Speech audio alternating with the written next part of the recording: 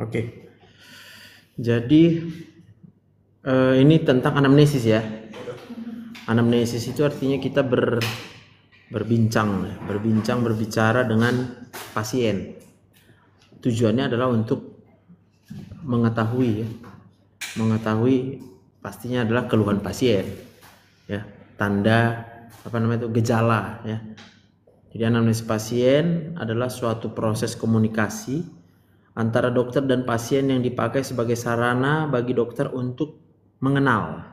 Jadi kita sebagai dokter mau mengenal pasien kita, dan tujuan utamanya supaya pasien merasakan bahwa dirinya adalah sebagai seorang pribadi, sebagai manusia, ya.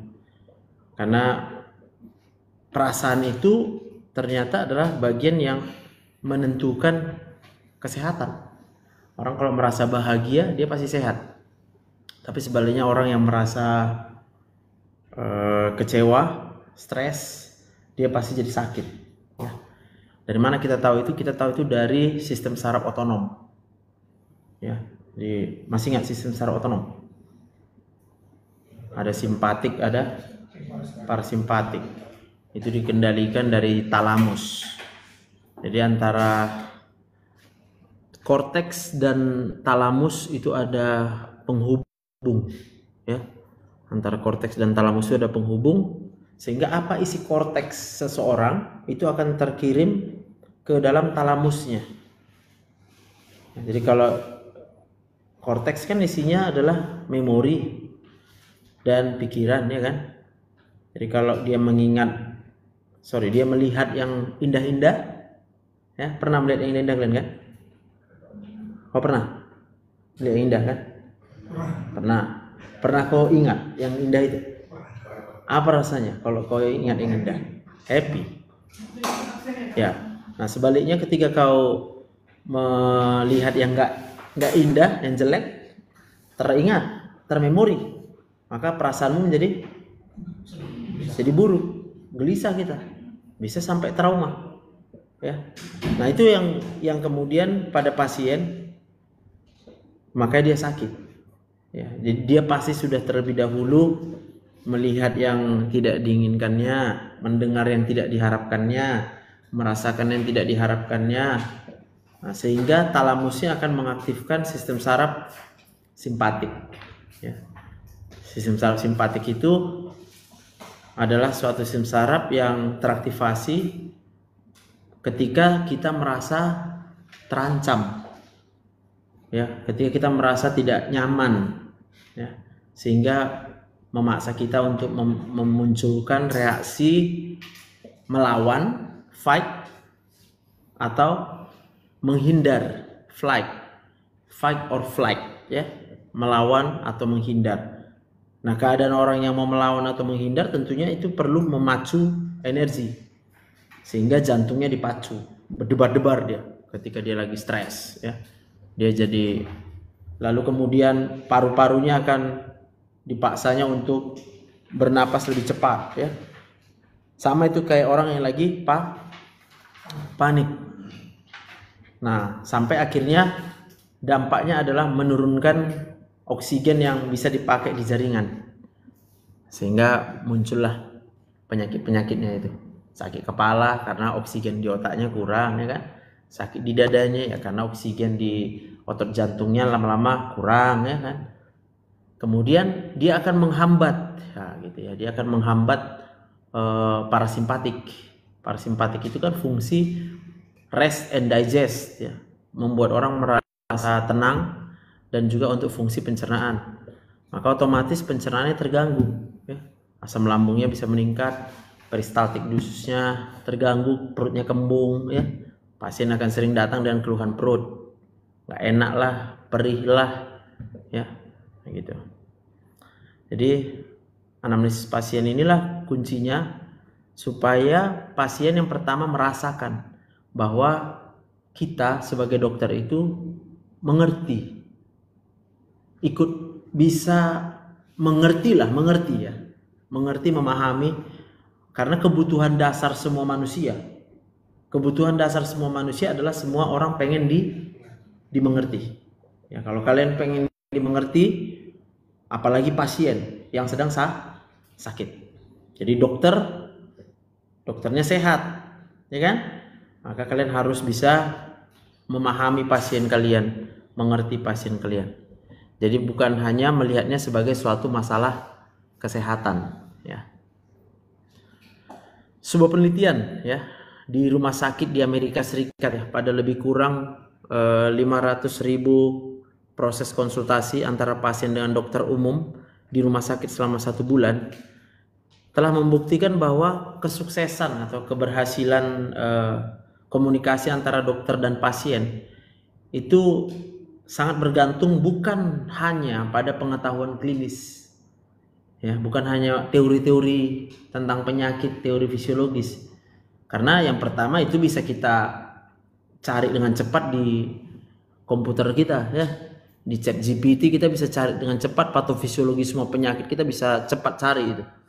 Ya, kenapa demam, kenapa ini, kenapa itu, kita bisa cari dengan cepat, ya. Tetapi ternyata menurut penelitian itu, ya, komunikasi dokter dan pasien itu sangat dipengaruhi nanti apakah kita berhasil membangun yang namanya raport. Ya, raport gitu. Apa itu raport? Kita lihat, ya. Jadi raport itu hubungannya antara seorang dokter dengan pasien. Hubungan antara dokter dan pasien. Jadi kalau hubungannya harmonis, maka pasiennya cepat sembuh. Sebaliknya kalau hubungan kita dengan pasien itu tidak harmonis, ya, penuh dengan kecurigaan, ya, pasiennya nggak nyaman dengan kita juga nggak nyaman sama pasiennya, maka ternyata itu akan membuat angka kesembuhan pasien itu menjadi menurun. Jadi kemampuan nonverbal yang harus dimiliki seorang dokter agar dapat membangun raport, yang pertama tentunya adalah rasa percaya diri. Percaya diri bukan berarti mengandalkan kita hebat, ya. Kita harus paham juga sebenarnya, tapi itu pilihan lah, ya. Pilihan. Kalian tahu kenapa kalian masih hidup sekarang, kan? Tahu masih hidup? Kenapa? Masih. Ya, kenapa masih hidup? Itu pertanyaan. Kenapa kita masih hidup?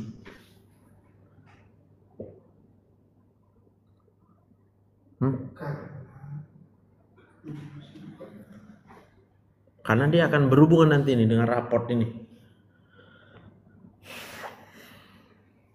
Wajar nggak kalau pasien berharap dokter itu mengerti tentang kehidupan? Artinya kehidupan, manusia yang hidup lah gitu kan. Kau hidupkan. Wajar nggak kalau pasien itu berharap seorang dokter itu harusnya mengerti kenapa dia masih hidup? Kenapa? Karena pasien itu pasti berharap, pasti masih mau hidup, ya kan? Sama kayak kita semua. Kau mau hidup, kan? Kau mau hidup, semua mau hidup. Nah, maka kita harus tahu sebenarnya kenapa kita bisa hidup, karena kita mau hidup gitu. Bisa kau pikirkan? Kenapa kau masih hidup? Karena mau hidup. Gimana rupanya caranya supaya hidup? Kita harus ada empati. Harus ada oksigen lah. Bisa kau hidup tanpa oksigen? Nggak bisa.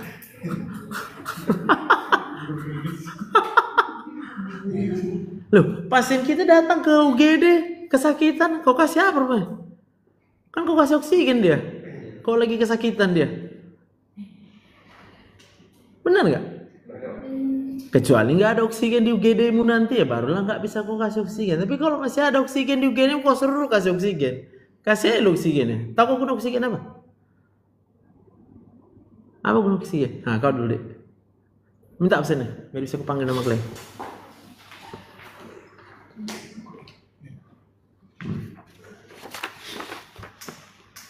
Mana si Ipan? Nah, kau Ipan. Kenapa? Apa guna oksigen? Kan tadi kita bilang pasiennya kesakitan. Di UGD kita ternyata ada oksigen. Kita kasihlah oksigen sama pasien. Kenapa kita kasih? Untuk agar pasien dapat bertahan lebih lama. Supaya apa? Pasien dapat bertahan lebih lama. Bertahan hidup. Itu pun tahu dia bertahan hidup. Apa guna oksigen bukan?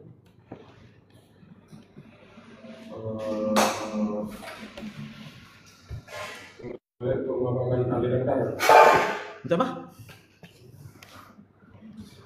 Sirkulasi. Sirkulasi. Guna oksigen kok nggak tahu? Untuk apa? Si Ipan nggak tahu, makanya nggak tahu dia kenapa dia hidup. Dia udah tahu kenapa kau masih hidup.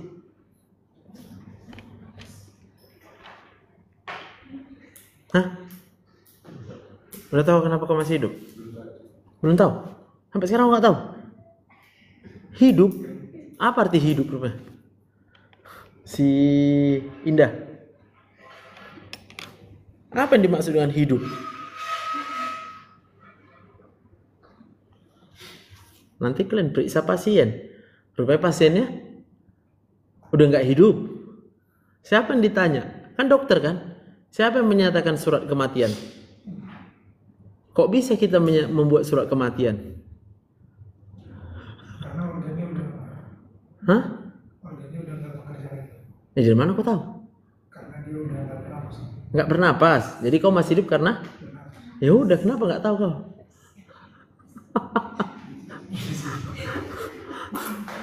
Lalu kenapa kau bernapas? Untuk apa kau bernapas? Untuk ngasih.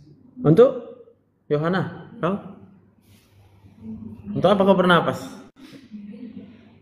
Iyalah biar hidup lah memang. Kau bisa hidup karena bernapas. Apa guna bernafas? Kalau kau sebagai dokter apa guna bernafas?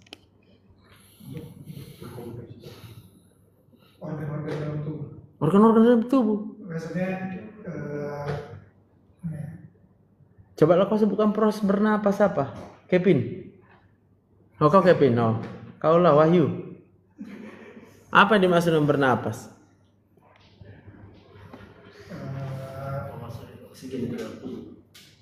Memasukkan? Kayak mana caranya kau masukkan oksigen ke dalam tubuh?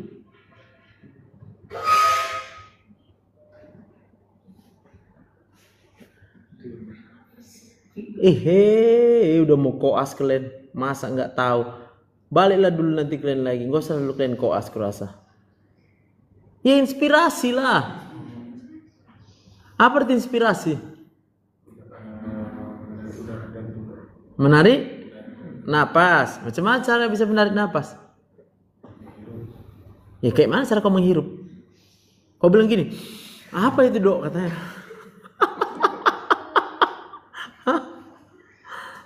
Hah? Jadi udah tahu kenapa masih hidup Samuel? Emang si Samuel nggak ada? Oh, dia kenapa nggak ikut? nggak ikut lagi. Tapi dia nanti koas. Koas Nanti. Enak aja dia koas nggak datang di hari ini. Cok kalian tanya lu kemana kau bilang? Katanya besok dia sakit. Sakit apa dia? Nggak tahu sakit. Baru itu sempat jatuh di tangga gitu. Jatuh di tangga. Hampir. Bisa di tangga. Kok cuma dia yang jatuh di tangga? Kan betul kan Wahyu kan? Kan cuma dia yang jatuh di tangga kan? Kita lewat dari tangga nggak jatuh. Tangga kosan Di kosan dia. Cuma di rumah yang kos di situ.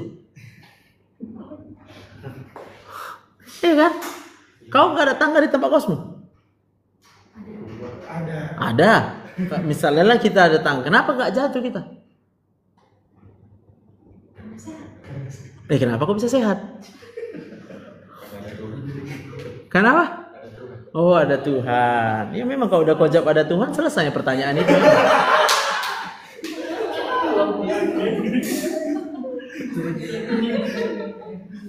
Capek yang kita mikiri kan? Karena memang nggak sanggup kita memikirkan itu.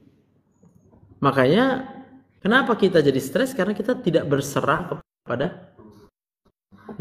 Padahal itu pilihan. Kalau mau berserah atau nggak berserah sama Tuhan itu pilihan kita. Nggak ada yang boleh paksa.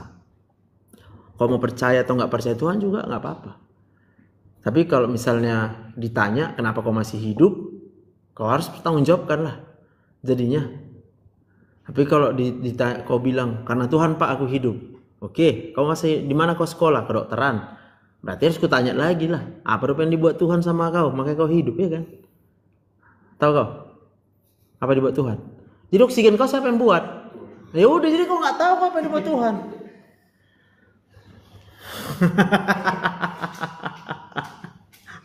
Iya kan? Jadi kau tahu kenapa duduk di situ? Kenapa? Karena diberikan kebiasaan oleh Ya kan karena Tuhan kan? Itu. Jadi kalau kita sebagai dokter, emangnya kita bisa menyembuhkan sebagai dokter? Menurutmu, Ipan? Bisa. Kenapa bisa? Cok, ajar ya aku kayak mana cara menyembuhkan pasien. Pakai obat. Pakai obat. Pakai obat. Obat apa? Misalnya sakit demam. Obat demam, obatnya apa? Paracetamol. Bagaimana caranya paracetamol bisa menyembuhkan orang sakit demam?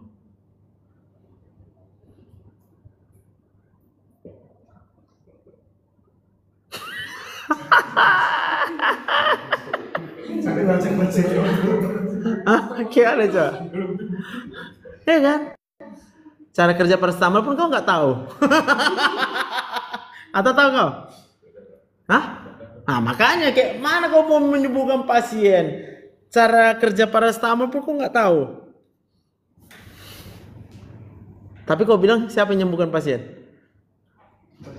Bisa menyembuhkan pasien kau?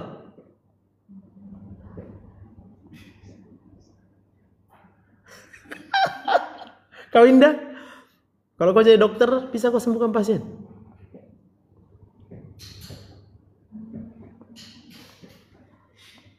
Hah? Bisa? Bisa kau sembuhkan pasien rupanya? Bisa nggak? Bisa? Bisa? Apa? Kayak mana caranya bersama Tuhan kau?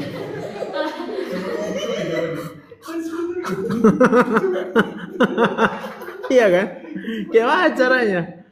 Jadi kalau demam lepasin kau 40 suhunya. Kayak mana kau menyembuhkan dia? Hah? Kau apain? Apa kau kasih? Makan obat. Obat apa? Paracetamol. Kayak mana rupanya cara kerja paracetamol? Ya kan nggak tahu kok kan? Berarti nggak bisa kau menyembuhkan pasien. Kau bilang pun bersama Tuhan kan tetap kau kan? Sementara kau nggak tahu kerja obat. Berarti menyembuhkan pasienmu siapa? Ya udah Tuhan bilang, kok payah kali kau akui, ya udah. Aku nggak tahu semua Pak kerja obat Pak, tapi yang ku tahu Tuhan pasti sembuhkan. Selesai. Ya kan? Persoalan nanti pasien mau datang sama kau atau nggak berobat, ya pilihan pasien lah itu kan. Aku nggak mau ke dokter Joseph itu. Dia nggak tahu kerja obat, tapi dia tahu bahwa yang sembuhkan Tuhan. Betul. Mau datang atau nggak dia sama kita, terserah dia. Tapi kalau dia udah tahu Tuhan yang sembuhkan dia karena datang ke dokter Joseph, ya datang aja dia. Ini karena paracetamol nggak bisa menyembuhkan. Kalau dia menyembuhkan itu, paracetamol berapa jam kerjanya? Paling 8 jam, 4 jam ke 5 jam ya kan? Berarti selama 5 jam nggak demam dia. Sementara kerja paracetamol adalah menghambat pembentukan koksnya ya, prostaglandinnya yang dihambatnya selama 5 jam aja. Maka pertanyaannya kenapa prostaglandinnya meningkat?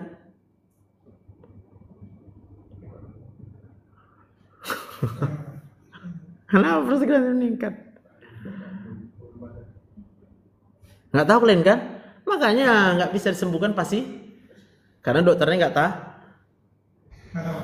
Makanya harus tahu lah kalian belajar. Prostaglandin meningkat karena reaksi inflamasi lah, peradangan. Baru kenapa meradang? Bisa karena infeksi. Ya, infeksi apa aja? Bisa bakteri, bisa apa lagi? Virus. Ya, sebagian ada bisa parasit kayak malaria misalnya, ya kan? Bisa. Jadi siapa yang sembuhkan? Tuhan. Jadi kalian ngapain? Membantu proses penyembuhan. Membantu proses. Bagus. Bagaimana cara kamu membantu proses penyembuhan pasien? Membantu pasiennya supaya dia bisa happy, bisa. Itu baru kau mantap ya. Berarti kau tolong pasiennya supaya bisa happy, gembira. Maka kau harus tahu perasaan tadi ditentukan oleh otak korteks. Otak korteks itu termemori, menyimpan memori semua yang dia lihat. Berarti harus ditengoknya lah kau. Happy. Iya, kalau dokternya nggak happy, ikutlah stres pasiennya. Betul nggak? Kalau cowok aku gini aja aku. Bisa kok happy nih aku, gini. Bisa? Pasti nggak bisa. Tapi kalau aku senyum, ada candanya, senang nggak kau? Nah, kalau senang kau kan otakmu akan bekerja, mempercepat proses kesembuhannya gitu, ya. Nah, makanya perlu dokter itu apa? Percaya diri. Bagaimana dokter itu percaya diri kalau dia sudah tahu kenapa dia masih Jadi tahu kok? Kenapa kau masih hidup? Kevin? Karena Tuhan. Udah tahu kok itu memang. Jadi kalau nggak ada Tuhan, kau tetap hidup. Dari mana kau tahu?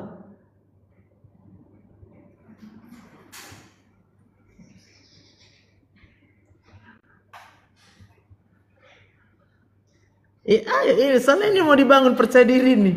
Kayak mana kau punya percaya diri? Kau Pak, Kevin apa Ivan? Kalau nggak ada Tuhan, kau tetap hidup. Tetap. Berarti bisa kau buat hidup kan tanpa Tuhan kan? Kau ayo, kalau nggak ada Tuhan, kau tetap hidup.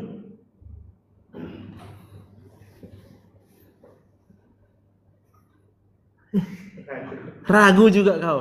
Astaga. Kau Indah, kalau nggak ada Tuhan kau hidup.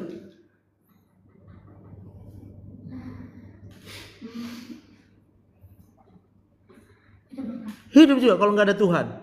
Oke, nggak apa-apa sih. Ini kan nggak bebas. Yohana, kalau nggak ada Tuhan kau hidup? Enggak. Kenapa? Karena percaya kalau Tuhan itu yang memberikan kehidupan. Ya iyalah. Maksudmu oksigen dari mana? Dari Tuhan. Jadi kalau nggak ada Tuhan ada oksigen? Nggak ada. Betul kan? Jadi kalau nggak ada Tuhan kau hidup? Nggak ada. Ya harus itu kepercayaanmu. Kalau nggak kau nggak bisa percaya diri. Kalaupun kau percaya diri nanti akhirnya kau pasti bohong juga lah sama pasien. Kau bilang lah obat ini bisa buat sembuh, kau bilang. Apa bisa? Obat ini buat sembuh, kau bilang. Apa kita udah jujur itu? Ya kan?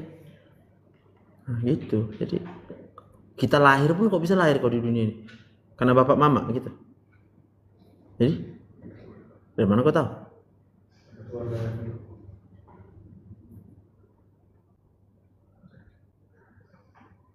Bilang karena aku nggak bisa buat apapun. Coba bilang. Kan benar kan? Kau nggak bisa buat apapun tanpa tuh. Iya. Karena bersama Tuhan nih kita. Maka kita bisa berbuat apapun ya kan. Coba tarik nafas. Bisa kau tarik nafas? Bisa kan? Kenapa kau bisa tarik nafas? Hah? Karena ada apa? Dari mana oksigen kau rupanya? Dari Tuhan. Jadi kalau gitu kenapa kau bisa tarik nafas? Karena Tuhan. Nggak pernah kurang oksigenmu. Ya kan? Tahu kalian rasanya kurang oksigen? Kau tahu rasanya kurang oksigen? Kayak apa, Kevin? Tahu rasanya kurang oksigen? Belum pernah. Mau kau rasakan kurang oksigen? Tapi kau mau tahu? Mau tahu nggak? Loh, kayak mana kau mau mengobati pasienmu kalau kau nggak tahu rasanya kurang oksigen? Coba kau tutup hidung kau, jangan bernapas kau. 30 detik. Semua yuk.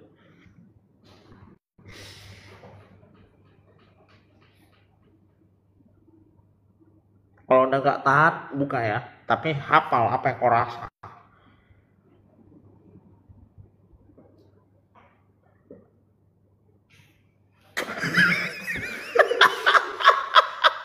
Apa rasanya, Wahyu? Apalah rasa kau dari tadi waktu kau nggak bernapas? Ada sakit kepala? Sakit kepala. Apa lagi? Sesak. Apa lagi? Kayak kosong, nggak bisa mikir gitu. Sakit nggak? Ya sakit. Makanya kita suruh pasiennya pasang oksi. Iya.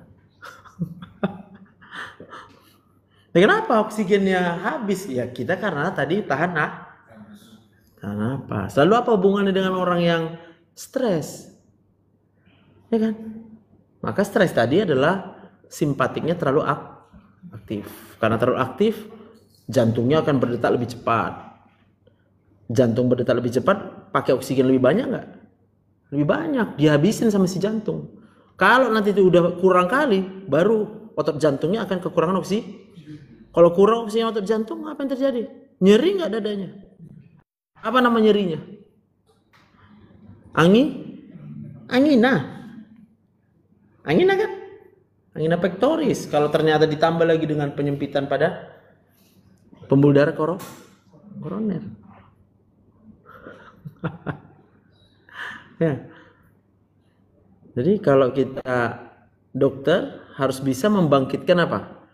Keyakinan pada diri pasien. Iya, kau harus yakinkan pasienmu, Bu, ibu masih hidup, gitu. Saya pun masih hidup, biar ibu tahu saya masih hidup karena Tuhan, gitulah.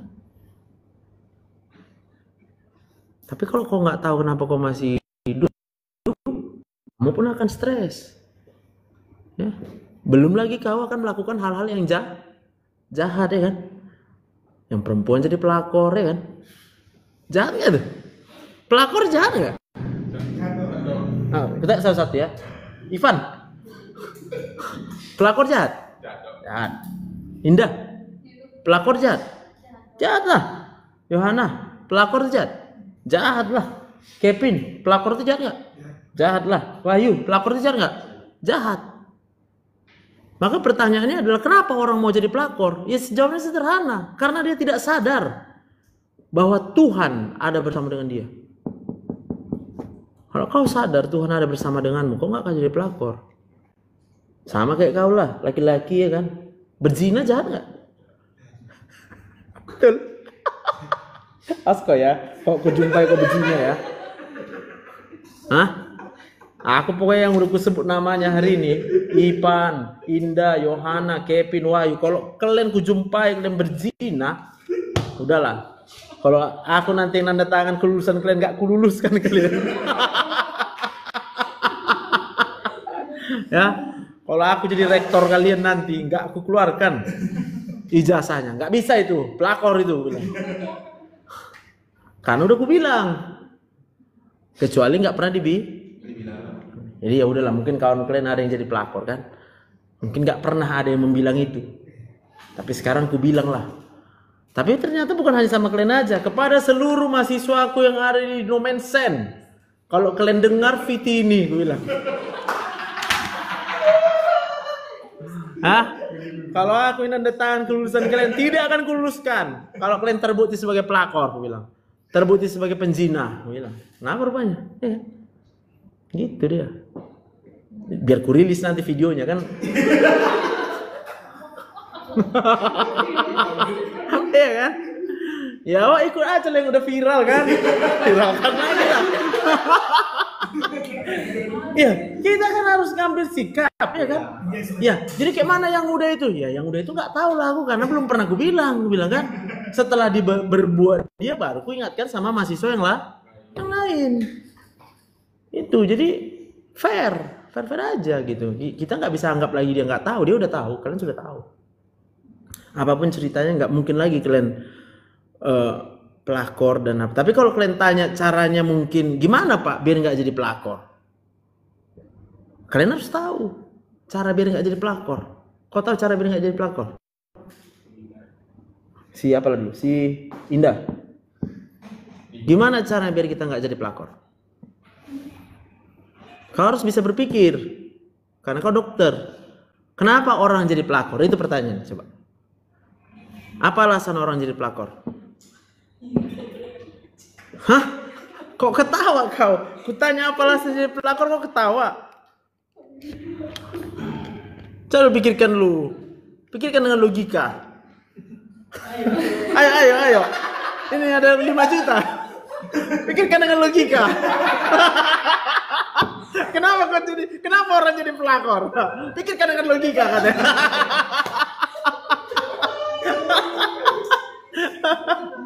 Tahu kau kenapa orang jadi pelakor? Kalau nggak tahu, tanya ChatGPT coba. Coba tes ChatGPT. Kenapa orang jadi pelakor? Kenapa perempuan jadi pelakor? Pasti jawabannya paling besar itu uang. Uang, ekonomi, uang. Jadi rasa butuh akan uang. Nah, pertanyaannya kenapa manusia merasa butuh uang? Coba kau pikirkan dulu dengan logika. Yohana, kenapa manusia butuh uang? Biar makan. Emangnya kalau ada uang pasti bisa makan? Gaya hidup boleh ya kan? Berarti apa? Sebenarnya intinya orang itu mencari kebahagiaan. Kenapa orang mencari kebahagiaan? Jawabannya cuma satu. Karena mereka tidak tahu dopamine reward system. Wow. Ya, itu otak manusia, otak kita itu bisa menghasilkan dopamin otomatis, membuat kita merasa happy. Itulah dia, dopamine reward system. Apa itu? Ternyata dopamine reward system itu adalah suatu sistem di otak manusia yang diciptakan oleh Tuhan ketika manusia itu melakukan segala sesuatu yang dia inginkan. Jadi kalau misalnya kau mau belajar, memang mau belajar kan? Lalu kau belajar.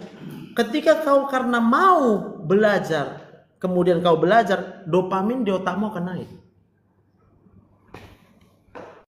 Ya. Orang berpikir buat dia happy misalnya kalau beli tas mahal. Perempuan misalnya, tas branded. Dia merasa kalau punya tas branded, harga dirinya naik. Happy dia dengan itu. Maka dia tahu bagaimana caranya supaya dia bisa beli tas branded. Pakai uang. Maka apapun yang dia cari adalah uang. Cara tercepat ya jadi pelakor. Itu pilihan dia. Tapi ada pilihan lain sebenarnya, cara tercepat untuk punya uang. Tapi nggak tercepat. Waktunya tepat. Kau tahu? Kerja. Ya kerjaku pelakor katanya. Ya aku kan kerja katanya. Kamu yang mana? Aku kan kerja katanya. Ya kan? Ratakan tanah bergelombang. Ya kan? Kan kerja dia. Raba sana, raba sini kan kerja. Kayak mana kau pernah? Jadi gak itu jawabannya.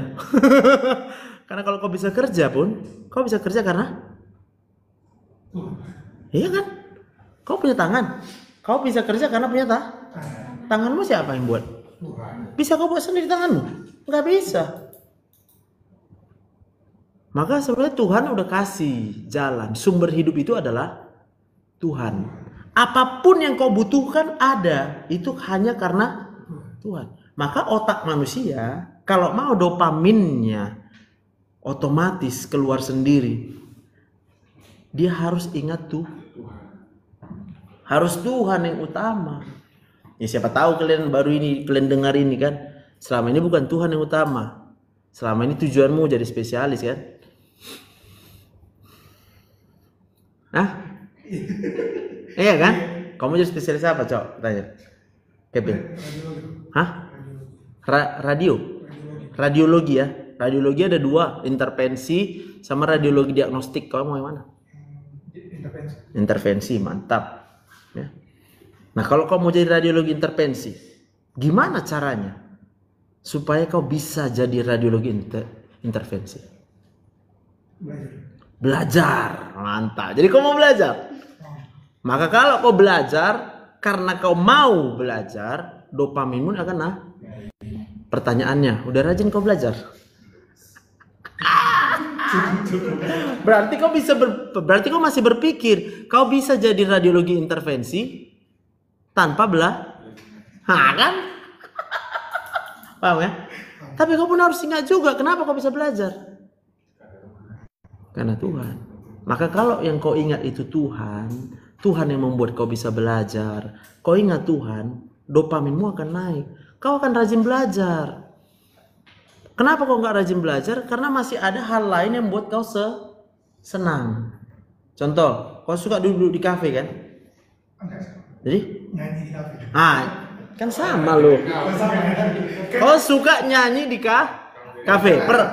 Pertanyaanku, bisakah kau jadi spesialis radiologi intervensi dengan nyanyi di kafe?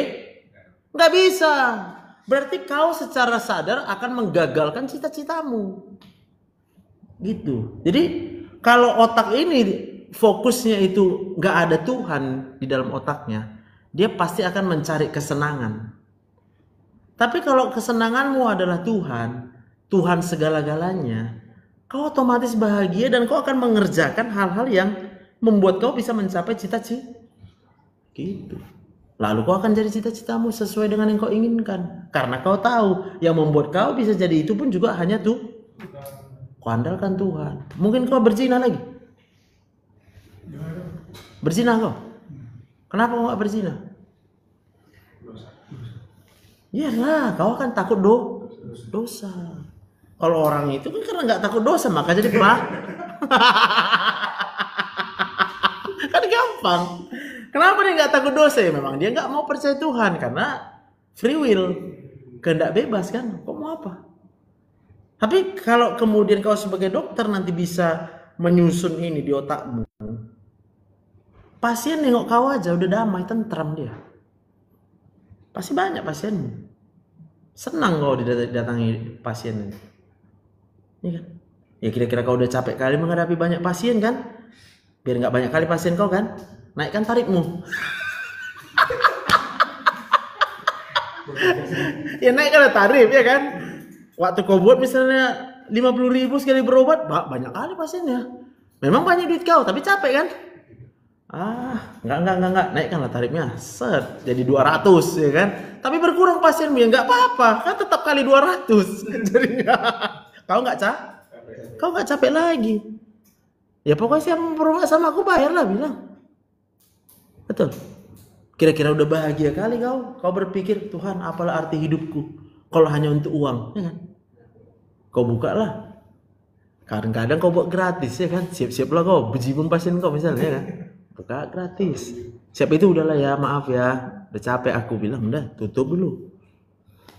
Tapi akan kau rasakan hidupmu akan happy. Supaya apa kau happy? Supaya pasien lihat kau happy. Kalau pasien lihat kita happy, dia cepat sembuhnya gitu ya. Yang kedua, empati. Seorang dokter harus berusaha untuk memahami segala sesuatu seperti yang dirasakan pasien.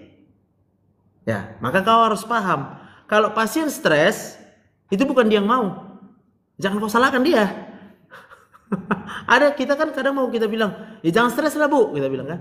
Itu rasanya pasien pasti tetap stres itu, mana bisa dilarang. Tapi kalau kita bilang, saya paham bu, saya ngerti yang ibu rasakan. Biasanya ada yang ibu lihat gak seperti yang ibu harapkan. Ada yang ibu dengar gak seperti yang ibu harapkan. Ada yang ibu rasakan gak seperti yang ibu harapkan. Bisa dari suaminya, bisa dari anaknya, bisa dari saudaranya, bisa dari mertuanya, benar gak? Semua itu akan masuk ke dalam otaknya. Dan itu akan menimbulkan perasaan, teraktivasilah sistem saraf otonomnya. Oke? Lalu sifatnya berikutnya apa? Ketika kita membangun raport, manusiawi. Kamu harus melihat dia sebagai manusia juga, sama seperti kita. Kenapa kau hidup tadi? Berarti Tuhan sayang gak sama kau? Berarti kalau ada pasienmu, kenapa pasienmu hidup? Karena Tuhan. Sayang gak Tuhan sama dia? Sayang. Kau sayang gak sama pasien kau? Kenapa kau bisa sayang sama pasienmu? Itulah manusiawi tadi, bahwa kau sadar kau diciptakan oleh Tuhan. Maka kau juga harus menyayangi yang diciptakan oleh gitu. Tapi kalau kau bisa kesal, benci sama orang, berarti kau pun membenci sama Tuhan. Benar nggak? Karena bukan manusia itu yang mau hidup. Tuhan yang mau dia ada di dunia ini. Dia nggak punya pilihan itu untuk hidup. Dia punya pilihan cuma mau percaya atau enggak sama Tuhan. Tapi kalau dia mau percaya sama Tuhan, dia nggak stres. Tapi kalau dia ragu-ragu dengan Tuhan, ya dia pasti stres lah, aku bilang. Kalau nggak percaya, ya percaya aja dulu kan gitu. Bersifat pribadi, ya seorang dokter memiliki rasa tertarik pada pasien untuk berinteraksi dan mengingat pasien sebagai individu. Jadi lihat pasien itu semua sebagai pribadi-pribadi, ya. Bahwa apa yang kita mau itu dia mau juga. Benar ya? Jadi kita ya jujur-jujur aja lah. Mana ada mungkin kita kalian tamak jadi dokter nggak perlu dibayar. Kan memang harus dibayar. Paham kan? Ya kalau memang kalian rasa ada pasien minta tolong, bisa kalian tolong, tolong. Nggak bisa kalian tolong, bilang apa? Minta maaf aja. Maaf ya, saya belum bisa tolong. Udah selesai. Nggak urusan kita. Kita udah melepaskan. Maaf, saya nggak bisa. Tapi kalau kau rasa kau bisa dan kau tahu kau bisa, ya kau tolonglah. Tapi yang tahu itu siapa? Kita yang tahu, bukan dia yang tahu. Jadi kau jangan mau dipaksa. Kau pun jangan meletakkan dirimu pada posisi terpaksa. Nanti kau nggak happy sebagai dokter. Ya. Lalu kemudian bersifat apa? Jujur. Seorang dokter memberitahukan kepada pasien apa yang harus diketahuinya dengan menggunakan bahasa sederhana dan terus terang aja. Apa terus terangnya? Bisa kita nyembuhkan? Nggak bisa, jujur. Maaf ya, dokter, kami ini hanya bisa menyembuhkan sebentar. Sebentar pun oke lah kalau sebentar, betul ya?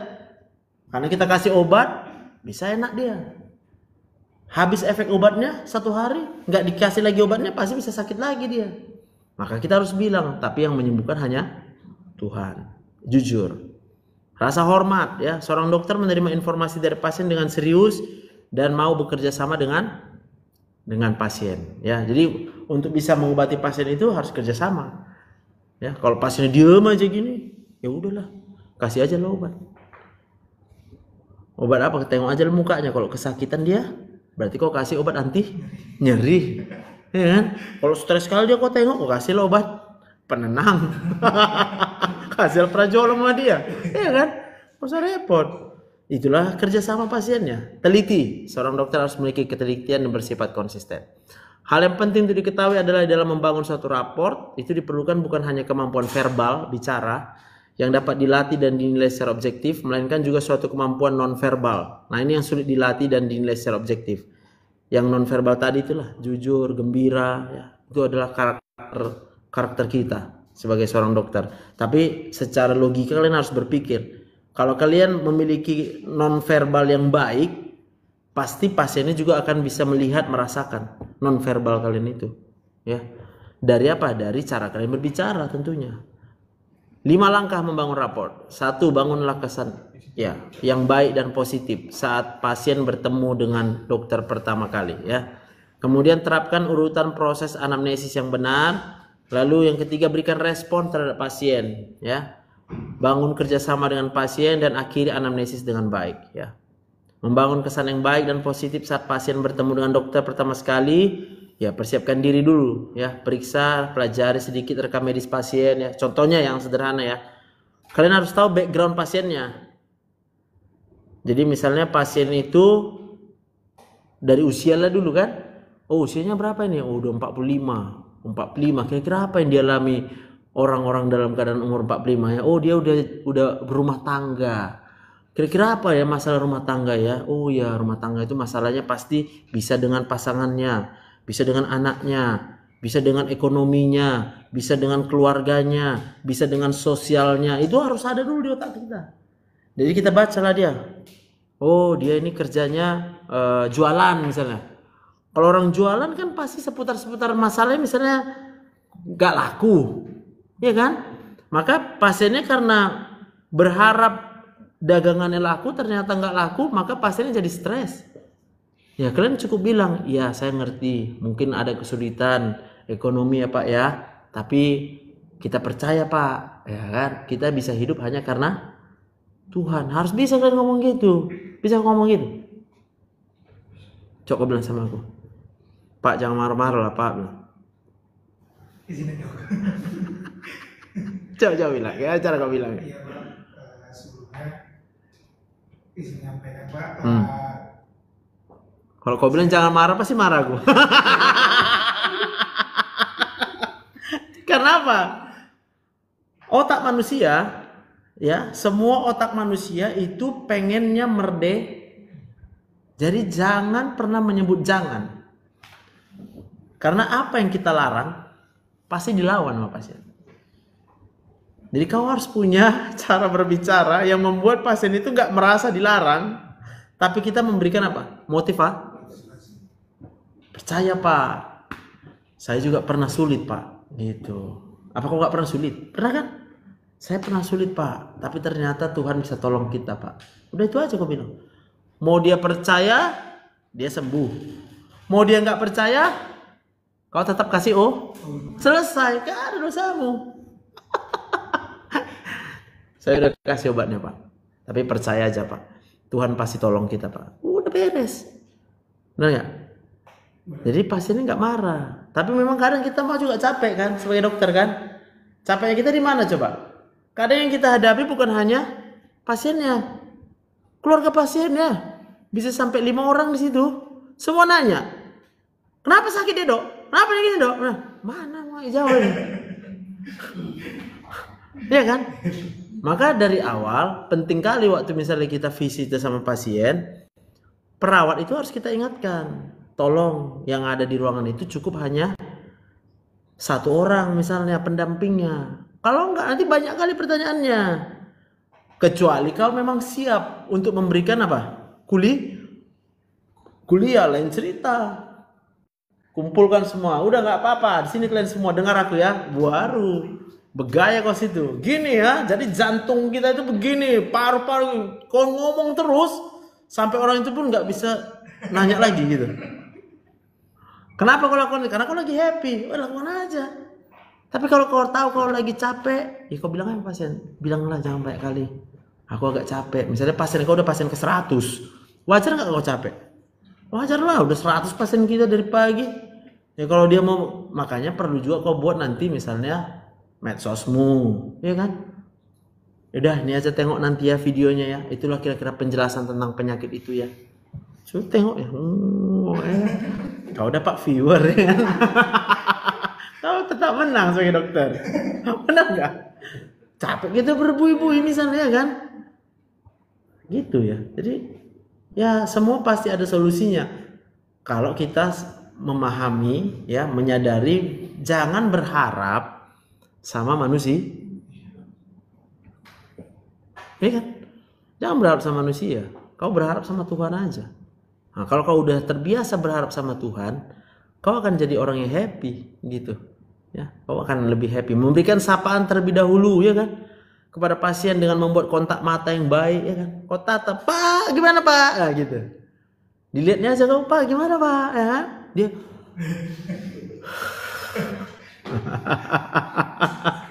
Kenapa? Karena masuk di otaknya. Yang pertama masuk di otaknya, didengarnya suaramu. Kau suaramu kan pasti happy kan? Nanya apa kabar kan? Tapi kalau kau marah, yang masuk ke otaknya juga kau lagi dia jadi stres. Tapi kalau kau lagi happy langsung, dokternya baik. Baru siap itu. Jadi gimana Pak? Udah kurang sakitnya? Tanpa sadar dijawabnya, iya udah katanya. Berarti masuk dari kotaknya. Dokternya bagus. Iya. Karena ditengok dia kenapa sakit? Karena yang ditengoknya mungkin dari pagi sampai malam selama beberapa hari ini hanyalah keadaan yang buat dia kecewa. Ya kan? Anak kuliah misalnya, bisa anak kuliah sakit? Kenapa lah bisa sakit Wahyu? Hah? Ya sebutlah. 1. Kenapa kau stres? Tugas kebanyakan, ya kan? Berarti dia sakit karena kurang istirahat. Maka kau bilang, oh ya bisa kalau kurang istirahat kita ya. Mungkin lagi kejar target ya. Bisa nggak karena stres? Mahasiswa bisa stres? Kenapa lo kok stres? Karena berbalik pemikiran gitu. Karena kurang belajar. Kalau mahasiswa ya stresnya cuma satu lah, kurang belajar. Karena kalau dia cukup belajar, mana takut dia nggak lulus. Benar nggak? Banyak orang lagi menyusun skripsi dia nih. Lalu dia stres. Kenapa dia stres? Karena dia pikir dia kapan nanti bisa lulus. Dia takut nggak lulus. Kenapa kita takut nggak lulus? Karena ada ujiannya. Kenapa kita nggak bisa jawab ujian kita? Karena kurang belajar. Iya. Kenapa dia kurang belajar? Karena nggak suka. Kenapa dia nggak suka belajar? Karena dia punya kehendak bebas. Yang pertama, ada orang nggak suka belajar karena memang dia nggak suka di kampus itu. Yang mau dia belajar di kampus itu adalah orang tua. Ada kan? Kalau kau nggak suka belajar, harus bisa kau identifikasi kenapa kau nggak suka belajar. Coba aku identifikasi kau, Indah. Kau suka belajar? Jujur nih tapi ya, jangan bohong-bohong. Kalau bohong-bohong aku bisa. Pikirkan dengan logika. Kau suka belajar kedokteran? Sebenarnya enggak. Kau tahu kenapa kau nggak suka belajar kedokteran? Karena banyak tugas-tugas gitu. Karena banyak tugas. Berarti kau berharap kalau sekolah di kedokteran nggak banyak tugas. Ya, itu kan harapan bukan? Di sini? Karena nggak bisa menyelesaikan tugas dengan cepat mungkin.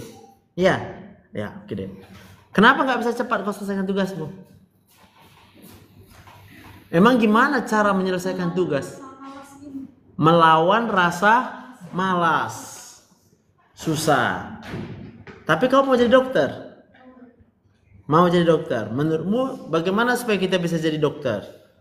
Melawan rasa pusing. Mana bisa dengan melawan rasa malas jadi dokter kau? Bisa belajar gitu dia. Berarti kau pengen supaya rajin belajar kan? Mau belajar. Kau mau belajar memang?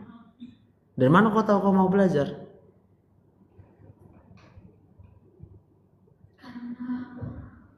Kurasa kau belum pernah melawan kemauanmu yang lain. Kau betul mau belajar, tapi kau mau juga misalnya main-main. Atau kau mau belajar, tapi kau mau juga lulus tanpa Jadi bercabang otakmu.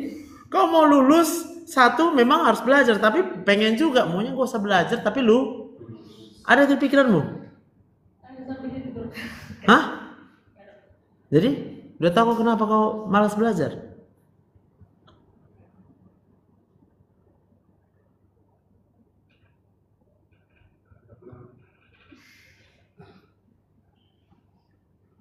Pertanyaannya adalah kau mau mengikuti sistem atau enggak? Mau kan? Sistemnya di kedokteran memang begitu kan? Iya, mau. Ada dopamin di otakmu. Kalau kau lakukan yang kau mau aja, walaupun di awal itu berat rasanya, tapi ketika kau ulang, contoh, aku mau belajar, tapi hari ini aku berat untuk belajar. Tapi kau belajar aja walau berat.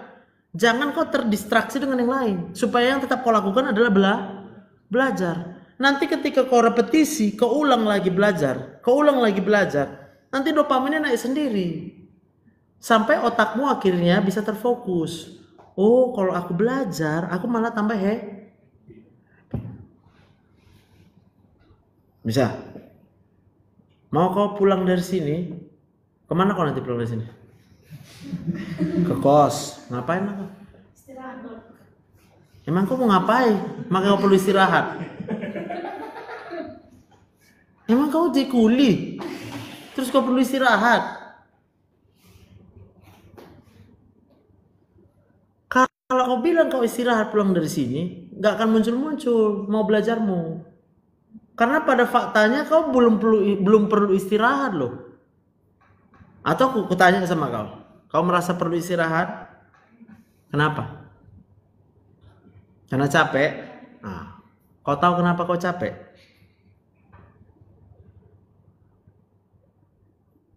Tahu kenapa capek? Aktivitas satu hari ini. Yang tidak kau suka. Kau nggak suka kuliah, tapi kau terpaksa kuliah. Maka pertanyaan, kenapa kau mau kuliah? Karena mau jadi dokter, kau bilang lagi ya. Bisa rupanya jadi dokter tanpa kuliah. Nggak bisa. Tapi dalam bayanganmu seharusnya Jadi kenapa kau nggak belajar? Tapi kalau otak ini melawan terus, berontak, dia akan capek. Maka wajar kau rasa badanmu lelah. Maka kau harus buat dulu di otakmu mindsetnya. Kalau aku mau belajar, kalau aku mau jadi dokter, maka aku harus mau mau dulu. Oke? Lalu kau ikuti maumu. Walaupun ada mau yang lain, tapi ikuti dulu mau yang ini. Gitu. Ya, supaya apa? Ya supaya kau bisa lulus. Karena kita mau jadi dokter. Tapi kalau kau berpikir jadi dokter itu supaya apa? Kenapa kau mau jadi dokter? Mengikuti orang tua? Atau cita-citamu? Awalnya di orang tua sih, Pak. Awalnya. Sampai sekarang pun? Ya gitu. Kok masih awalnya kau bilang? Semoga dengar mamamu nanti ya. Mak, mama nih yang mau aku jadi dokter. Aduh. Tapi walaupun begitu, kau masih punya pilihan. Apakah kau mau mengikuti keinginan orang tua? Maka kau harus cari jalan di otakmu. Kenapa kau? Apa untungnya rupanya kalau mengikuti maunya orang tua? Kau tahu? Buat bahagia mereka. Apa untungnya bagimu kalau kau buat orang tua bahagia?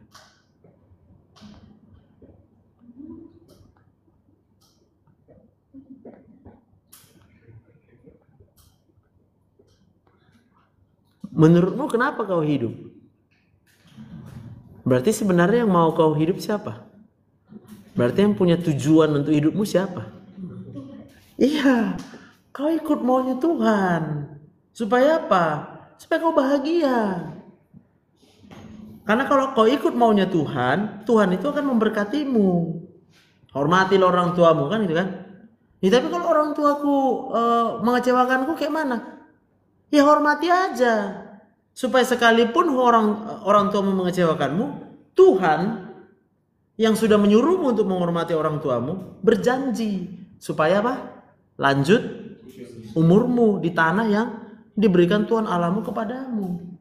Berarti nggak bisa ada alasan. Pokoknya aku mau ikut apa kata orang tuaku. Kenapa kau mau ikut apa aja kata orang tuamu? Karena aku mau ikut apa maunya Tuhan. Kenapa kau mau ikut maunya? Karena aku hidup. Tuhan yang mau aku hidup. Gitu. Jadi nggak panjang kali cerita kita. Kok tadi kan panjang kali kan. Dulu pernah belajar nih. Aduh, bilang udahlah. Cara paling gampang, cara paling murah. Kalau kita mau nggak stres, ikutlah maunya Tuhan aja. Udah beres. Apapun yang kau minta, pasti Tuhan jawab. Kalau kau mau ikut maunya Tuhan, gitu ya. Oke. Mulai pembicaraan terlebih dahulu menanyakan hal pribadi. Oke, menanyakan kepada pasien hal yang membuat dirinya ingin bertemu dengan dokter. Biasalah ya. Apa keluhannya ya? Apa keluhannya, Pak? Ya. Tentunya kau bertanya dengan motivasi bahwa kau peduli sama pasiennya. Ya, bukan hanya sekedar mau mencatat anamnesisnya gitu ya. Menerapkan urutan proses anamnesis yang benar ya. Yang pertama pasti berikanlah kesempatan yang cukup kepada pasien untuk memberitahukan hal-hal yang dianggap pasien penting. Supaya apa? Supaya pasiennya merasa bahwa dia penting sama kita. Ya kan? Samalah kayak kau tadi kan. Kau pasti merasa kau penting sama aku ya kan? Kau pasti merasa berharga kan? Karena aku kasih kesempatan samamu bicara. Bebas, dia bebas bicara apa. Sama halnya itu kita dengan pasiennya juga. Nah, cuma mungkin karena di sekarang ini adalah era BPJS, misalnya pasien udah banyak ini nunggu, ya kau harus bisa atur waktu. Ya, karena kalau nanti waktumu tertumpu di satu pasien terlalu banyak, sementara yang daftar udah panjang, nanti yang lain yang marah sama kita. Kalau pasien udah marah, apa yang terjadi? Kita bisa rugi, tapi yang rugi pasti pasiennya. Iya, pasien pasti rugi kalau dia udah marah. Untuk apa dia tetap berobat kalau dia udah marah sama kita?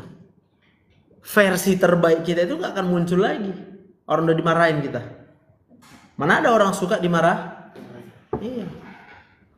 Nah, cuma kan gak mungkin kita buat tulisan besar-besar. Tolong dokter jangan dimarah. Kalau dokter dimarahi, tergantung ya.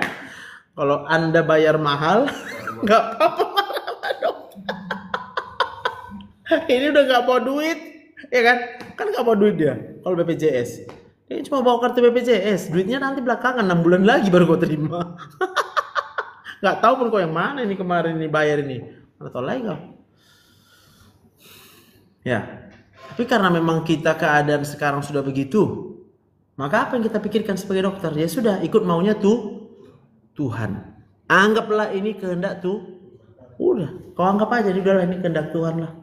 Kalau harus begini sekarang kondisi kedokteran, ya. Karena kalau kita lihat di zaman dulu dokter kan enak kali kan, pasien nyetor duit sama kita ya kan. Kalau sekarang mana ada lagi nyetor dia, 6 bulan lagi itu pun baru kau terima uangmu dari BPJS itu. Itu ya. Terus menyatakan kembali informasi biasalah ya. Informasi yang udah kita sampaikan kepada pasien, kita harus tanya dulu dia udah paham atau belum. Udah ngerti nggak Bu? Itu bahwa sakit gulanya tinggi karena ini, tensinya tinggi karena ini, udah ngerti belum? Makanan yang harus kita jaga jangan terlalu banyak. Boleh sih boleh, tapi kita harus tahu ini kadar gulanya tinggi, berarti jangan banyak-banyak, ya secukupnya aja gitu, supaya dia melakukan itu semua karena merasa bukan kita larang-larang. Ya kalau dia terlalu dilarang, nanti dia udah stres duluan itu, ya. Belum lagi nanti dia udah jadi ketakutan. Lalu berikanlah respon terhadap pasien, ya. Kamu tetap lihat matanya, ya, mata pasien, ya. Walaupun sekarang karena mau cepet, kadang-kadang dokternya jadi cuma lihat kertas, ya kan? Kalau nggak lihat komputer dia, ya apa Bu? Ya kan? Maka harus belajar kalian ngetik tanpa meli. Jadi kalian ngetik gini tapi lihat, iya Bu, tapi saya menyatat nih, tugasmu cepat, ya kan? Maka pertanyaan, gimana cara supaya kau bisa mengetik tanpa melihat ketikanmu? Gimana caranya? Kau lah sekarang, Yohana. Gimana caranya supaya kau bisa mengetik? Karena kan nanti pakai komputer semua nih. Kalau sempat kau ngetik kayak gini, nyok, pasien pun udah ngomong 1000 kata pun nggak tahu apa yang di pasien itu. Gimana cara supaya kau bisa lancar ngetik? Belajar nggak? Ya belajar ngetik supaya kau bisa ngetik 10 jari tanpa lihat. Kau cepet ngomongnya, udah beres, ya. Tapi harus Jadi mau kau belajar? Mau? Kapan aku mau belajar?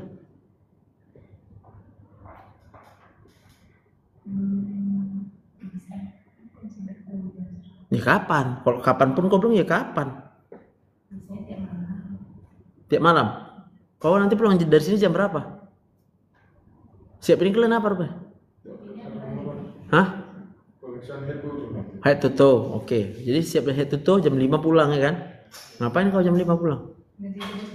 Ngerti tugas? Tugas apa kalian? Oh, ngapain itu? Buat tabel kasus gitu. Buat tabel kasus. Pakai tulisan tangan atau ketik? Tulisan tangan. Oh, tulisan tangan ya. Oke, siap itu? Tidur. Jadi kapan belajar ngetiknya?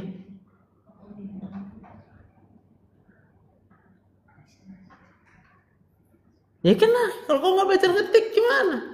Kau harus buat sistem, program 15 menit misalnya tiap hari. Kau buatlah dari jam 9 kurang 15 sampai jam 9 aku belajar ngetik.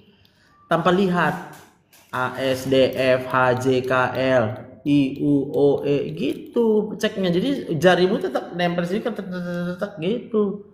Kalau nggak bisa karena nanti udah pakai komputer. Ya kalaupun kau rasa ya udahlah Pak, aku pokoknya digaji udah selesai ya udah. Gak usah kau belajar ketik. Tapi kalau pengen kau supaya kau itu bermaksimal sama pasien ya begitu. Tapi kalau kau maksimal sama pasien kau pun akan happy mengerjakan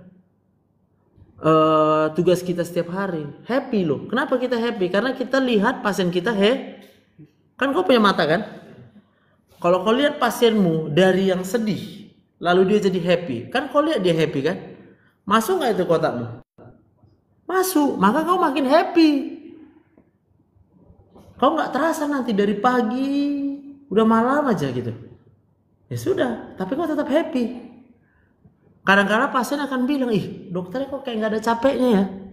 Sebenarnya bukan karena nggak ada capeknya, tapi karena kita bisa menolong pasien dari dia nggak happy jadi happy. Maka happy dia itu akan kita lihat, kita rasakan, kita jadi ikut gitu. Masuk lagi pasien berikutnya, stres lagi dia, buat lagi dia happy, jadi happy dia, kita pun jadi Iya. Pas pula lagi masuk pasien umum ya kan, kasih lagi kau duit, tambah nah kan gitu. Jadi mau bayar cash tambah happy, mau nggak dibayar cash juga tetap gitu. Happy ya lah ya. Memberikan waktu cukup ya sama pasien untuk bisa bicara, tapi ya hati-hatilah. Ada juga pasien yang mau banyak kali cakapnya, terpaksa minta maaf. Jangan larang, cukup minta maaf. Ya maaf ya Bu, pasien di luar sudah banyak yang antri. Saya bukan tidak mau mendengarkan keluh kesah Ibu ya. Lalu berikan sentuhan yang baik pada pasien untuk memberikan dukungan. Ya boleh ya, berikanlah sentuhannya. Pegang punggungnya misalnya ya. Tapi nggak usah pada dia lus ya. Sentuh aja. Kalau mau kolus nanti kan bahaya. Salah persepsi dia. Kok dilus katanya. Nah, pelakor nanti kok jadi ya. Penzina. Ya, menunjukkan empati pada kondisi pasien ya. Cara empati itu artinya kan kita bisa mengerti kenapa dia khawatir. Cukup kau bisa mengerti aja fisiologinya. Coba kau udah tahu Wahyu, kenapa orang menjadi khawatir? Cemas. Kenapa orang cemas? Kau pernah cemas? Nah, kenapa kau cemas? Kau tahu?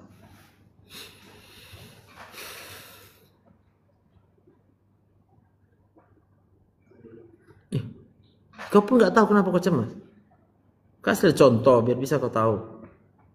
Contohnya kau cemas apa? Masa depan. Iya. Cemas masa depan. Berhasil atau enggak? Berarti kau nggak tahu bakal bisa berhasil atau tidak. Maka kau punya pilihan. Mau mengandalkan orang lain supaya kau berhasil. Betul? Ternyata selama ini udah kau andalkan orang lain. Ternyata tidak ada yang bisa. Iya. Kau jadi cemas. Kau andalkan kekuatan kau sendiri. Kau pun tahu gak bisa kau raih masa depan. Betul? Maka siapa yang bisa buat masa depan? Ada lagi? Gak ada? Hah? Kalau gak ada berarti kau akan tetap cemas. Karena nggak ada tuh. Tapi kalau kau mau Tuhan dah. Kalau gitu yang kuandalkan. Aku harap Tuhan aja. Hilang cemasmu. Jadi cemas itu sebenarnya pilihan kita. Orang hanya sampai pada pilihan tanpa Tuhan. Dia nggak ada Tuhannya. Nah, jadi kalau ditanya, loh kenapa sih kok Tuhan aja Bapak ini? Ya karena memang harus Tuhan. Tapi kita juga nggak bisa maksa. Yang aku tahu nggak ada pilihan lain yang bisa tidak mengecewa. Kalau manusia wajar nggak mengecewakan manusia menurutmu? Nah, coba kenapa manusia wajar mengecewakan? Manusia nggak bisa Ya kenapa manusia nggak bisa dipercaya? Kau pun itu kan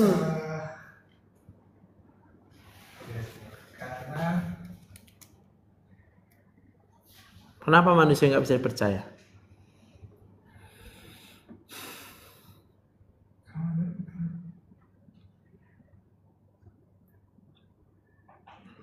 Berarti kau pun nggak bisa dipercaya kan? Iya kan? Kau bisa dipercaya? nggak bisa, Kenapa? karena masih banyak kurangnya. Kenapa manusia banyak kurangnya? Hah? Bersyukur. Kenapa manusia nggak bersyukur? Karena?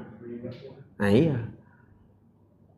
Jadi manusia pasti akan mengecewakan. Kenapa? Karena manusia itu nggak bisa berbuat apapun. Kalau dia lihat yang buruk, termemori, maka perbuatannya pun pasti jadi yang buruk-buruk. Ya, jadi kalau kau berharap sama manusia wajar. Kalau kau jadi lalu kalau kau nggak berharap sama manusia, kau mau berharap sama siapa? Coba aku tanya. Kenapa kau mau berharap sama Tuhan? Aku nggak mau. Dari mana kau tahu Tuhan nggak mengecewakanmu? Karena selama ini saya hidup karena dikasih sama Tuhan. Oh gitu ya. Karena aku ikut percaya Tuhan maka aku ketawa senang. Kau pun pasti udah senang. Tapi andai kata aku orang yang tidak mau percaya Tuhan, pasti aku Berarti kalau ada orang yang marah ketika kau sebutkan Tuhan, gak usah kau karena itu adalah pilihan dia. Kau tertawa aja tetap. Ya sudah kalau nggak mau percaya. Ini obat. Malah kau bisa untung.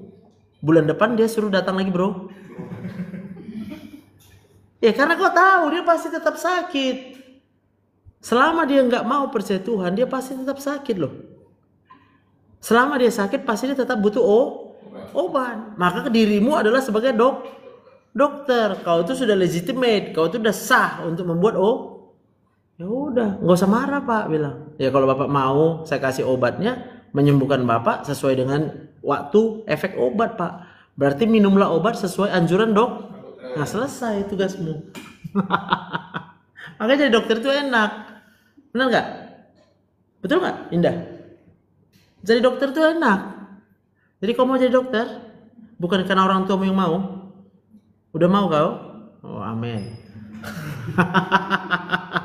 Jadi udah tahu kau sebagai dokter harus belajar. Mau kau belajar? Kau pakai waktumu itu semua untuk belajar. Nanti tanpa kau sadari kau jadi senang Kalau kau udah senang belajar, hal-hal lain itu nggak bisa lagi mendistraksimu. Kau nggak jadi pelakor. Tapi memang bisa. Pelakor bisa jadi dokter. Betul nggak? Wow. Ya bisa lah.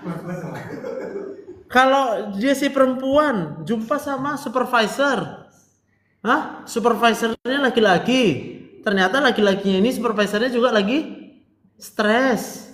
Obat stresnya adalah dengan perempuan. Ya berarti pelakor jumpa dengan supervisor yang stres, ya jadi kan. Lalu direkomendasikannya lah ini si perempuan ini, udah kau masuklah spesialis kau. Selama dia sekolah di spesialis, diamankan sama supervisor ini. Aman. Biar kau tahu sama kalian. Kau mau aman pun koas bisa. Gak usah kau belajar, bisa. Tapi kau jadi pelakor. Jadi penjilat. Jilat sana, jilat sini. Pasti kau jadi dokter. Nilaimu bagus, pasti bagus nilai kau. Kau tinggal cari orang-orang yang bisa mengamankan kau. Baru kau nanti setelah tamat, kau mengobati orang. Kayak mana cara kau mengobati orang? Sementara kau tahu semua orang juga sakit karena stres. Pasti akan kau ajari dengan caramu juga. Makin stres dia.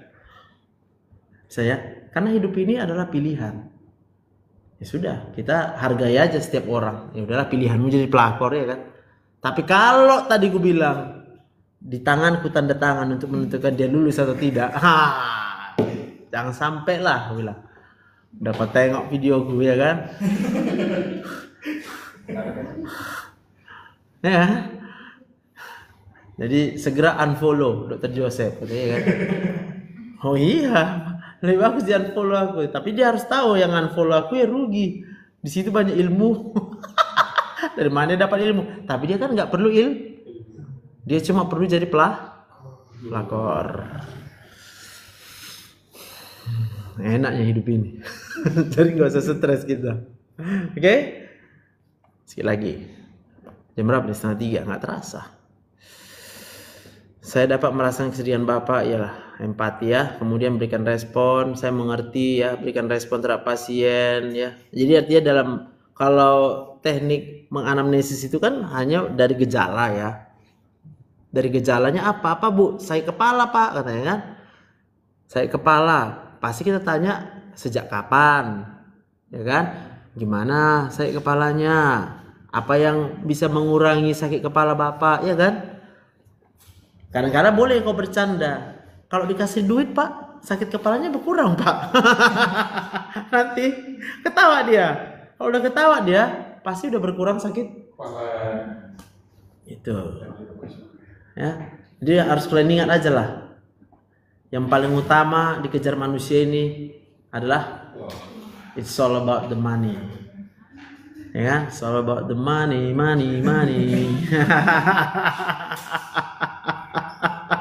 Orang jadi pelakor karena uang, ya kan? Tapi kalau laki-laki, iyalah uang juga. Karena dengan uang dia baru bisa dapat kepuasan. Jadi kau udah tahu apa yang dibutuhkan laki-laki? Kau dulu, Yohana. Kau tahu apa kebutuhan laki-laki? Uang. Laki-laki mana butuh uang?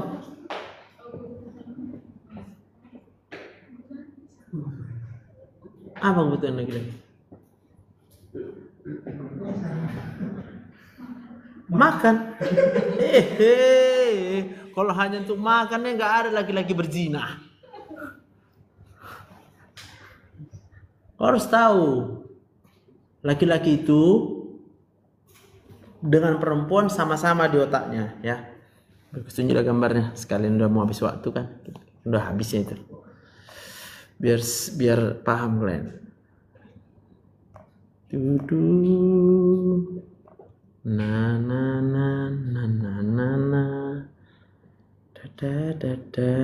nah ini ya, tuh ada hipotalamus kan. Jadi hipotalamus kita itu memproduksi GnRH. GnRH itu gonadotropin releasing hormone. Kalau gonadotropin releasing hormone di otak perempuan dan laki-laki sama itu, tiap hari akan menghasilkan releasing hormonnya. Maka dia akan membuat hipofisi anterior menghasilkan FSH dan LH. Maka ketika FSH dan LH-nya dihasilkan, kalau pada perempuan FSH dan LH itu akan bekerja di ovarium, indung telur. Supaya apa? Supaya dia mematangkan telurnya. Maka dia akan matang 1 kali dalam 1 siklus, 1 kali sebulan. Ketika dia matang akan terjadi ovulasi. Kalau udah muncul ovulasinya, maka akan meningkat progesteron dan estrogennya. Kalau progesteron dan estrogennya meningkat, baru di sini muncul libido. Berarti libidomu sekali? Udah paham kan? Iyalah, 1 kali sebulan. Di luar itu libidomu itu hanya kau yang memunculkan. Tapi kalau laki-laki bro,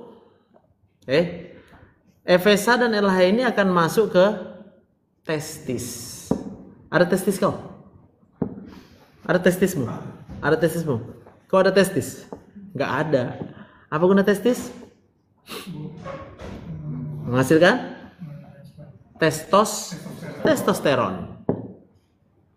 Maka kalau udah naik testosteronmu, naiklah libido. Iya. Maka namanya hormon seks. Inilah yang dipakai ilmu oleh Jadi kalau kalian tanya, berarti Bapak ini mengajarkan kita biar jadi pelakor? Ya bisa juga kalau kau salah gunakan ilmu yang kuajar. Tapi sama kalian pun laki-laki, aku sudah mengajarkan sama kalian supaya kalian gak perlu menjadi penjinah. Maka kalau kau nanti sudah menikah, ya, tapi sebelum menikah pun kalian harus bisa ingat, ini kan semua ciptaan Tuhan nih. Tuhan nggak mau kalian itu hidup jadi penzina. Kalau kalian lakukan hal-hal yang positif, dorongan seks kalian itu akan terpuaskan secara otomatis. Kalaupun dia sudah harus levelnya tinggi, ya udah kau dapat mimpi basah, selesai. Tapi kadang-kadang karena kau sering kali melihat porno di handphonemu, maka pornonya akan termemo. Maka mimpi basahmu penuh dengan ya udah paham. Tapi tanpa kau sadari, kalau kau nengok porno tiap hari akan termemori. Tiap kau tengok perempuan, otakmu porno. Sakit nggak kepala kau? Sakit kalau tidak dipuas, muncullah perempuan ditengoknya kau banyak duit, digodanya lah kau. Kalau bagi orang ini nggak masalah, yang penting udah. Makanya salah kawan kita itu dari awal, salah dia adalah dia stres. Dan memang kita harus bilang semua orang pasti stres. Lalu dia pilih tempat stresnya itu adalah tempat dugem. Dia minum alkohol, ya. Di tempat dugem ketemu juga dengan laki-laki yang stres. Karena alkohol itu mengobati stres di otak. Maka dia pergi ke tempat dugem. Ketemulah. Tempat dugem perlu duit nggak? Perlu duit. Dari mana dapat duit? Dari orang lah. Jumpalah di situ. Jadilah. Ya. Jadi kalau kau udah punya istri, kau baik-baik sama istri kau. Kayak mana caranya? Kau kasih duitmu semua sama supaya apa? Kau ingatlah ini siklus menstruasi. Oh, kata Pak Joseph kemarin, menstruasi di perempuan itu memang sekali sebulan. Jadi sebenarnya progesteron dan estrogen yang meningkat, ya, secara otomatis libido yang dari dalam itu hanya bisa satu kali. Tapi kalau otak ini penuh dengan kebahagiaan, talamusnya, dia banyak oksitosinnya, ya. Itu istrimu pun bisa libido sama kau, namanya apa? Jatuh cinta. Maka kalau laki-laki untuk seks dia bisa tanpa cinta, dia nggak pakai cinta. Tapi kalau perempuan seksnya dia harus ada cinta. Apakah cinta kepada laki-laki atau cinta kepada pintar kali kau. Cinta kepada Jadi supaya dia cinta sama kau kasih duitmu semua sama dia. Supaya percaya dia memang duitmu nggak ada lagi, kau kasih nomor rekening istri kepada tempat kerjamu. Betul nggak? Supaya jangan ditanya-tanya kau. Ada uang pak? Ada uang pak? Sekalian nomor rekeningmu kau kasih. Nomor rekening istri itu kau kasih ke kantormu, ke rumah sakitmu. Tolong semua penghasilanku transfernya ke rekening istriku. Selesai. Istrimu tinggal tengok tiap hari. Yang pasti yang pertama istrimu akan bilang, aku percaya sama suami. Kalau udah percaya dia sama suaminya, berarti dia cinta sama suaminya. Udah cinta sama suaminya, udah kau tiap hari kau libido, kau ajak punya tiap hari, tergantung kau aja. Suka kau main kau tiap hari. Iya. Tapi coba kalau kau bayangkan, kau pengen main tiap hari, tapi istrimu kesal. Kau tahu dampaknya kalau progesteron dan estrogen ini rendah? Kering vaginanya. Kalau kering vaginanya apa? Bergesek, nyeri. Berarti orang ini bukan dapat enaknya, malah dapat sah. Nah. Jadi, tapi kalau kau mau hidup bertahan dengan kekudusanmu, wah, maka kau akan ingat Allah yang berkata, kuduslah kamu, sebab aku maka kau akan dapat berkat dari Tuhan. Ingat, ini pilih. Dan nanti kalian bilang Pak Joseph sikit-sikit Tuhan, nggak ada itu bilang. Aku membebaskan. Mau ikut Tuhan kau beruntung, gak ikut Tuhan kau stres. Kalau stres kau jangan lupa. Paling ku bilang, berobatlah sama dokter Jo. Nah kan gitu aja, kan fair. Gak mau. Kau mau ikut Tuhan kau sehat. Kau gak mau ikut Tuhan, ini nomor WhatsApp ku bilang. Hubungi nomor WhatsApp. Tolong berobat sama aku. Karena aku tahu caranya menyembuhkanmu. Mau kau pakai obat, ya obat ku resepkan. Ya kan? Gak juga dia mau percaya, ya udah carilah dokter lain, keliling nanti dia. Sampai yang terakhir pun nggak apa-apa, asal jangan kau lupakan lah, aku bilang. Jadikan aku yang terakhir pun nggak apa-apa. Bisa ya, gitu. Jadi dokter inilah yang kita bilang sebenarnya ilmu kalian itu kompleks sekali, sampai bisa kalian itu menjadi. Bagaimana kita bisa menyembuhkan pasien? Ternyata adalah dengan memberikan solusi sama pasien kita. Ya. Kalau hanya obat yang kita berikan sama pasien, mereka nggak bisa sembuh. Mereka nggak bisa sembuh. Mungkin akan datang sama kalian nanti orang tua yang stres karena anaknya. Nah, gimana caranya? Ya kau harus belajar, kau pelajari. Pasti kau bilang, Bu, sabar Bu. Ya, anak ibu bukan mau dia jadi jahat. Kau ajak dia ngomong sebentar. Ibu pernah nggak jadi anak-anak Bu? Enak nggak Bu jadi anak-anak? Ibu tahu kenapa anak-anak itu senang. Ibu tahu kenapa anak-anak itu bisa pinter. Ibu tahu kenapa anak-anak itu rajin belajar. Misalnya lah, ya kan? Oh anakku malas sekali belajar katanya. Pasti kau tanya sama dia, ibu dulu rajin belajar. Kau Yohana, kau rajin belajar? Tidak rajin-rajin amat. Jadi kau pengen nanti anakmu kayak mana caranya? Sedangkan kau pun gak bisa rajin belajar. Maka caranya mulai dari sekarang kau harus rajin belajar. Ada manfaatnya kalau kau ke kafe. Aku nggak bilang dilarang ke kafe.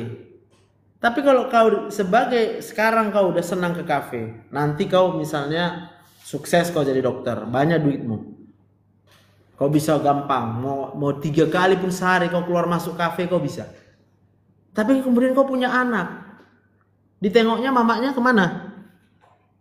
Ke Maka yang dia lihat, mamaku ke berarti enak di Iya, karena dia pikir enak di kafe, maka yang dia pikirkan adalah dia pengennya ke Tapi kalau kau di rumah, pulang kau ke rumah, belajar kau membaca, kalau enggak kau ajari anakmu. Sini nak, belajar nak. Udah. Baru dia bisa jadi rajin belajar. Jadi kalau ada orang tua yang stres karena anaknya bandel, ya jangan kau marahi orang tuanya memang. Kau cuma perlu membuka pikirannya. Jadi gini Bu, gitu. Ibu dulu rajin belajar. Oh anakku tukang marah dokter. Jadi ibu termasuk tukang marah atau enggak tukang marah Bu? Ya kalau mama kita marah-marah aja terus, kita jadi pandai apa? Ya pandai marah, pandai melawan. Dia sebagai istri melawan sama suaminya, ya kan? Pandai apa anaknya? Ya pandai melawan. Paham ya? Ada pertanyaan? Jadi masih mau jadi pelakor? Enggak. Kau mau berzina? Hah? Enggak. Enggak. Oke, enggak. Kenapa enggak mau kau berzina? Ada waktunya. Ada waktunya berzina gitu. Gimana kok? Kok ada waktunya? Oh maksudnya ada waktunya, Tuhan akan sediakan. Oh itu maksudnya, amin. Aku jadi ngeri dia ada waktu berzina Pak. Ya. Jadi kalian harus ingat ya, kalau kalian mengikuti kehendak Tuhan, maka akan kalian dapatkan upahnya juga dari Tuhan. Masalah upah itu. Kalau kau ikut kehendak Tuhan, dapat upahmu dari Tuhan. Kalau kau ikut kehendak dunia, ya upahmu dari dunia lah kau harapkan. Tapi belum tentu upahnya itu kau dapatkan yang positif. Belum tentu. Memang nikmat, sama aja nikmatnya. Sama gak? Ya sama lah. Enggak sama. Sama, karena kau melakukan yang kau mau seks. Lalu kau lakukan seksmu kan dopaminmu udah naik di situ. Karena kau melakukan yang kau mau. Nah, persoalan sampai memuncak dia namanya klimaks. Samanya itu semua juga. Klimaksnya sama, tapi dopamin yang bisa meningkat itu tergantung kepada yang kau lakukan berdasarkan kau mau atau tidak mau. Makanya banyak waktu pacaran melakukan hubungan seks waktu pacaran. Lalu jadi anak hamil. Ternyata banyak yang udah menikah melakukan hubungan seks nggak punya Tahu kenapa bedanya tuh? Karena waktu dia pacaran dia bahagia, dopaminnya tinggi. Tapi waktu dia sudah menikah, masuklah semua. Ada persoalan, ada ini. Sehingga ketika melakukan hubungan seks pun pikirannya nggak bisa happy. Karena nggak bisa happy, progesteronnya rendah, testosteronnya nggak gitu tinggi, sehingga spermanya nggak kuat lah, jumlah spermanya sedikit lah.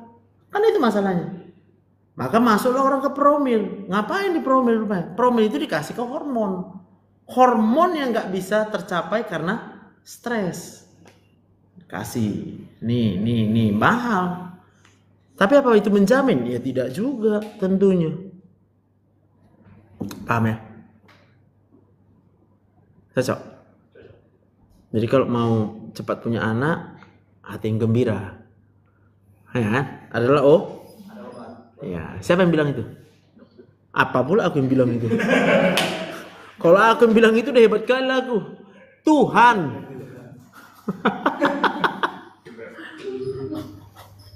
Karena kalau aku yang bilang itu, berarti harus bayar lah. Biar ku buat kau gembira. Duduklah kau sini ulah. Biar kau gembirakan kau, bayarlah sesuai waktu. Bisa kau gembira 15 menit, bayar 15 menit. Gak bisa kau harus 1 jam kau bilang, ya bayarlah 1.